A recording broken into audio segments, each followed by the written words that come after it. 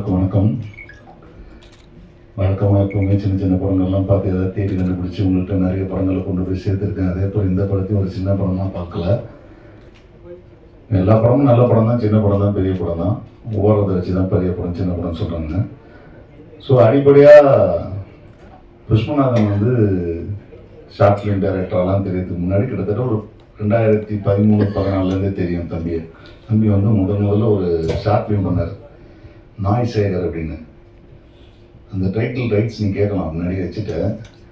அந்த short film பார்த்துட்டு எனக்கு கெஸ்ட்டாக கூப்பிட்டார். அந்த டைமில் ஒரு காலேஜில் ஒர்க் பண்ணிட்டு இருந்தார். அந்த டைமில் பார்த்துட்டு அதில் கரெக்ஷன்லாம் சொல்லி அதுக்கப்புறம் வந்து நிறைய குறும்படங்கள் கொஞ்சம் கொஞ்சமாக எடுக்க ஆரம்பித்தார். அப்போ நான் என்னுடைய படம் ஸ்டார்ட் பண்ணேன். ஃபஸ்ட்டு படம் ஸ்டார்ட் பண்ணும்போது என்கிட்ட அசிஸ்டண்ட்டாக சேரத்துக்கு வந்தார். அந்த டைமில் என் படம் ஸ்டார்ட் பண்ணுறது கொஞ்சம் லேட் ஆனதுனால உடனடியாக நான் வந்து உங்களெல்லாம் ஒர்க் பண்ண முடியாதுன்னு சொல்லிட்டு கோச்சிட்டு போயிட்டார். கோச்சிட்டு போகிற பாவம், அதனால் ஒர்க் பண்ண முடியல. அந்த டைமில் கொஞ்ச நாள் கழிச்சுட்டு நான் படம் ஸ்டார்ட் பண்ணேன். அவர் வேலைக்கு போய் ஜாயின் பண்ணிட்டார் ஒரு இடத்துல. ஸோ ஒரு சில மாதங்கள் கழித்து அப்படி வந்து எப்படியாவது நான் திரும்பி வந்து வேலையெல்லாம் ரிசைன் பண்ணிட்டேன் சார், சினிமா தான் முடிவு பண்ணிட்டேன், இந்த சினிமாவில் நான் ஏதாவது பண்ணியே தீரணும், அதனால் வேலையை ரிசைன் பண்ணிட்டேன். ஏன்டா அந்த மாதிரிலாம் பண்ணேன், அடுத்த வேலை சாப்பாடு ரொம்ப கஷ்டப்படுற தொழில் டைரக்டர் தொழில். ஓடினாலும் சாப்பாடு கிடைக்காது, ஓடாட்டாலும் சாப்பாடு கிடைக்காது, அசிஸ்டன்ட் டைரக்டர் தான் ரொம்ப கஷ்டம் அது அப்படின்னு சொன்னால், இல்லை சார் நான் ஏதாவது பண்ணியே தீர்வேன். அப்போ நான் வெயிட் பண்ணேன், அது வரைக்கும் வேலையெல்லாம் ரிசைன் பண்ண, திருப்பி போய் ஜாயின் பண்ணிக்கன்னு சொன்னால் கேட்காம அவர் ஒரு சின்ன படத்தில், ரொம்ப சின்ன படத்துல மாட்டிக்கிட்டு படத்தில் இருக்கிற வறுமையோட மிக வறுமையாக வந்தார் திரும்ப. நான் இப்போ அவர்கிட்ட ஒரு கேள்வி கேட்டேன், உனக்கு திருப்பி வேலைக்கு அப்ளை பண்ணால் வேலை கிடைக்குமான்னு கேட்டேன். நிச்சயமாக கிடைக்கும் சார்னாரு. சரி முதல்ல வேலைக்கு அப்ளை பண்ணு, வேலைக்கு போய் ஜாயின் பண்ணிடணும். அப்போ என் சினிமானாரு. நான் சொல்கிறது ஒரு 15 வருஷத்துக்கு முன்னாடி தான் சொன்னேன் இல்லையா. இப்போ வயசு இருக்குது, சினிமா எங்கேயும் போகாது, இங்கே தான் இருக்கும். இந்த வெள்ளிக்கிழமைக்கு அப்புறம் வந்து சனி ஞாயிறுன்னு வரும். இந்த சனி ஞாயிறு ஃபுல்லாக சினிமாவுக்கு முடிவு பண்ணிடு, உன்னை நேர்ந்து ஒத்துக்கோ, அதில் நீ தொடர்ந்து ஏதாவது பண்ணிக்கிட்டே இரு அப்படின்னு சொல்லி மோட்டிவேட் பண்ணேன். நிறைய பேர் வந்து நம்ம சொல்லும் வச்சு கேட்க மாட்டாங்க. யூஸ்வலாக நானே கூட கேட்க மாட்டேன்ல, அவனுக்கு எதோ நல்ல நேரமாக கெட்ட நேரமோ கேட்டுட்டாப்ல தம்பி. கேட்டதுனால அவர் போய் ஒரு காலேஜில் ப்ரொஃபஸராக ஜாயின் பண்ணிட்டாரு. ஜாயின் பண்ணதுக்கப்புறம் வந்து உண்மையாகவே வந்து டெடிக்கேஷனாக ஒவ்வொரு சனிக்கிழமை வெள்ளிக்கிழமை ஞாயிற்றுக்கிழமையில் சினிமாவுக்காக மட்டுமே தொடர்ந்து வேலை செஞ்சுட்டு வந்த ஒரு அசிஸ்டன்ட் டைரக்டர் வந்தார் அவர். கிட்டத்தட்ட அதுக்கப்புறம் ஒரு 6 ஷார்ட் ஃபிலிம் 7 ஷார்ட் ஃபிலிமு. நான் புஷ்பநாதன் ஆறுமுகம்ன்ற ஒரு பையனை, நாய் சேகர்ன்ற ரொம்ப அமைச்சரான ஒரு ஷார்ட் ஃபிலிமில் ஆரம்பித்து கொஞ்சம் கொஞ்சமாக அவருக்குன்னு ஒரு ஃபிலிம் லாங்குவேஜை கற்றுக்கிட்டு அதில் வந்து மியூசிக் வீடியோ பண்ணி அப்புறம் வந்து அட்வர்டைஸ்மெண்ட்ஸ் பண்ணி நிறைய விஷயங்களை கொஞ்சம் கொஞ்சமாக அடுத்த லெவலுக்கு வந்தார். வந்து முடிச்சுக்கும்போது என்ன பண்ணுறது, வயசாகிடுச்சு, கல்யாணம் பண்ண வேண்டியதாக போச்சு. சரி அப்பவும் என்ன பண்ணார், கல்யாணம் பண்ணிட்டாரு. கல்யாணம் பண்ணி 2 குழந்தைகள் இருக்கிறதுக்கு ரொம்ப சந்தோஷமான விஷயம் என்னென்னா, அவங்க ஒய்ஃப் வந்து இவங்களுக்கு சப்போர்ட் பண்ண ஆரம்பிச்சார். இவர் வந்து நடுவில் வந்து டாக்டர் பட்டம்லாம் வாங்கிட்டாரு, பிஹெச்டிலாம் பண்ணி. அவர் சர்வைவல் பண்ணுறதுக்கான விஷயத்தை எல்லாத்துக்கும் சரி பண்ணிவிட்டு நான் வேலையை ரிசைன் பண்ண போகிறேன், சினிமா தான் என் முயற்சின்னு சொல்லிட்டு ஃபுல் ஃப்ளெஜ்டாக இறங்கிட்டார். இறங்கி நல்ல வேலை எங்கிட்ட அசிஸ்டன்ட் டைரக்டர் வேலை செய்தார். வேறு நல்ல பெரிய டைரக்டர் வேலை செஞ்சார். நிதிலன்கிட்ட வந்து இந்த படத்தில் நம்ம மகாராஜாவில் வந்து அசோசியேட் ஒர்க் பண்ணார். இதுக்கு நடுவில் வந்து ஒரு நாள் வந்து என்கிட்ட ஒரு அப்பப்போ என்ன பண்ணுவாருன்னா இன்னொரு வேலை பண்ணார். சார் ஒரு ஷார்ட் ஃபிலிம் எடுக்கிறேன், கதை அனுப்புறேன்னாரு. கதை அனுப்பிச்சோன்னா அதில் ஒரு கேரக்டர் வந்து நீங்கள் தான் நடிக்கிறீங்கன்னு சொல்லுவார். ஆனால் இனி வரைக்கும் என்னை நடிக்க வச்சதே இல்லை. இந்த படத்தில் கூட ஒரு கேரக்டருக்கு வந்து நீங்கள் தான் இருக்கீங்கன்னு சொன்னால் அப்புறம் நானும் வந்து ரீரேக்கெல்லாம் போட்டு பார்த்துருந்தோம். கடைசி வரைக்கும் என் நடிக்க வைக்கல அவர். சரி ஓகே நம்ம பையன் அது கூட விட்டாச்சு. அந்த படம் முடிச்சிட்டேன் அப்படின்னாரு. நானே கடன் உடனே வாங்கி இஎம்ஐலாம் கட்டி ஒரு படம் முடிச்சிருக்கேன் அப்படின்னாப்புல. சரி படம் பார்த்தேன். படம் பார்த்ததுக்கப்புறம் எனக்கு வந்து இந்த படம் வந்து ஒரு டிப்பிக்கலாக ஒரு பைலட் ஃபிலிம்கான ஒரு படமாக தான் வச்சுருந்தார். இது அவருடைய டீம் ஒர்க் உண்மையாகவே சொல்லப்போனால் அட்டகாசமான டீம் ஒர்க்கு. படமாக நிறைய விஷயங்களில் டெக்னிக்கல் ஃபைனஸ் பண்ண வேண்டியிருந்துச்சு இந்த படம். ஸோ அப்போ நான் ராமச்சந்திரன் சொன்னேன், இந்த படம் வந்து நம்ம எடுத்து ஏதாவது பண்ணணும், இந்த படத்தை ஏதாவது முயற்சி பண்ணணும்னு சொல்லிட்டு நாங்கள் நிறைய வியாபாரத்துக்கான முயற்சிகளை கொஞ்சம் கொஞ்சமாக ட்ரை பண்ணிட்டு இருந்தபோது இந்த படத்தை நம்மளே எடுத்துக்கொண்டோம் பேசாமல் அப்படின்னு சொல்லி இந்த படத்தை ரீஸ்ட்ரக்சர் பண்ணி புதுசாக கலர்லேருந்து சவுண்ட்லேருந்து பாட்டுலேருந்து மியூசிக்லேருந்து எல்லாத்தையும் புதுசாக பண்ணி இன்னைக்கு வந்து ஒரு பெரிய வியாபாரம் முடிச்சதுக்கு அப்புறம் நாங்கள் தியேட்டருக்கு வரோன்றது வந்து மிகப்பெரிய விஷயம். ஏன்னா எல்லாரும் சொல்கிறாங்க ஒரு படம் எடுத்தா விற்க முடியாது, நிறைய பிரச்சனைகள் இருக்குது, சின்ன படம் கஷ்டம்னு. ஃபார்ச்சுனேட்லி கடவுள் அருளால் நாங்கள் தொடர்ந்து நிறைய படங்கள் வந்து ஏதாவது சின்ன சின்ன வியாபாரங்கள் பண்ணி முடிச்சுட்டு தான் தியேட்டருக்கே வரோம். அந்த மாதிரி இந்த படம் வந்து அது மாதிரி டிஜிட்டல் முடிஞ்சிருச்சு, எஃப்எம்எஸ் முடிஞ்சிருச்சு, இந்த திருமலை சாருடைய ஆடியோ கம்பெனி வந்து ஆடியோ வாங்கினாங்க. இப்படி ஒவ்வொருத்தரும் இந்த படத்தோட குவாலிட்டி படம் பார்த்துட்டு அவங்களுக்கு பிடிச்சி போய் வாங்கினாங்க. இப்போ தியேட்டர்கள் இருக்குது, தியேட்டர்கள் கொண்டு வரணும்னு முடிவு பண்ணிட்டோம்.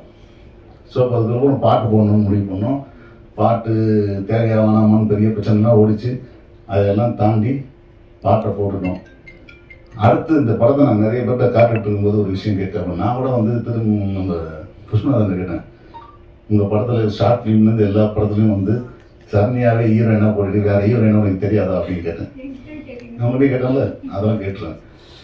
இருந்தாலும் என்னென்னா எனக்கு உண்மையாகவே சரண்யாவுடைய திறமை மேலே மிகப்பெரிய மதிப்பு இருக்குது. ஏன்னா நம்ம ஊரில் வந்து குக்கிராமத்தில் இருக்கிற படம் எடுத்தால் கூட அன்சிகா மதுமன் வந்து சிவப்பாக இருக்கிறவங்க மட்டும்தான் ஹீரோயினாக போட்டு அவங்களுக்கு கருப்பு பெயிண்ட் அடிச்சு தான் படம் பார்த்துட்ருக்கோம். அது வந்து தொடர்ந்து அது வந்து பழகி போச்சு. ஏன் நம்ம ஊர் பொண்ணு மாதிரியே இருக்கிற ஒரு பொண்ணுகிட்ட நல்ல நடிப்பு இருக்கிறவங்ககிட்ட நந்திதா தாஸை கூப்பிட்டு வந்து இந்தியிலேருந்து நடிக்க வச்சு சிவப்பாக்கி நம்ம படம் எடுத்துட்டு இருக்கோம். ஆனால் நம்ம ஊரில் நந்திதாசனே நடிக்கிறதுக்கு ஆள் இருக்கும்போது அவங்களை பயன்படுத்துறதில்லை.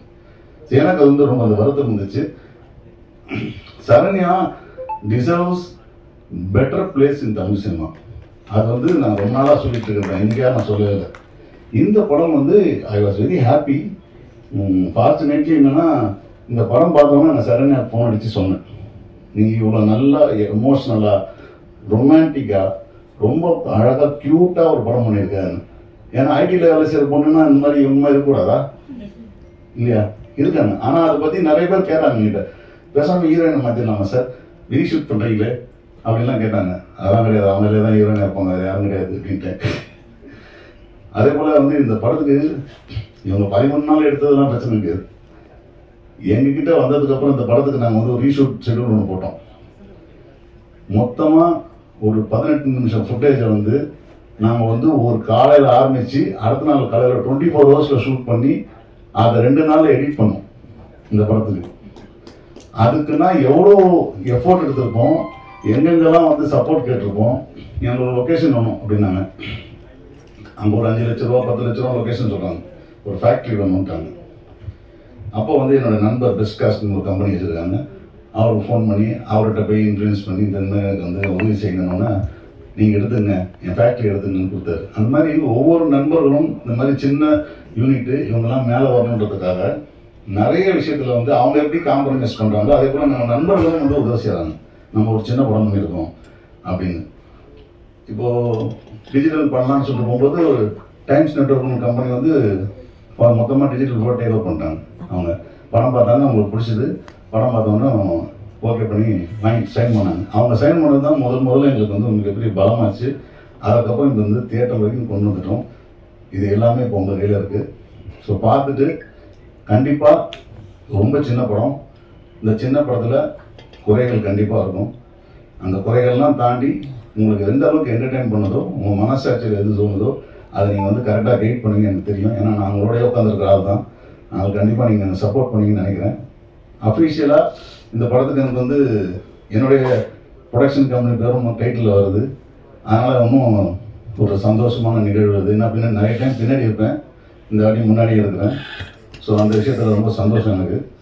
இந்த தம்பி படத்து மூலமாக நான் வந்து அது இன்னொரு விஷயம், நான் இந்த படத்தை வந்து கொண்டு வர்றதுக்கு வந்து ஒரு நாள் காரில் போயிட்டு இருந்தபோது கிருஷ்ணநாதன்கிட்ட சொல்லிட்டு இருந்தேன், ஓடிடியில் டைரெக்டாக ரிலீஸ் பண்ணிடலாம், நம்மகிட்ட தான் பிளாட்ஃபார்ம் இருக்குது ஓடிடி ப்ளஸ்ன்னு, அதில் போட்டுடலாம் அப்படின்னு தான் பேசிகிட்டு இருந்தோம் முதல்ல.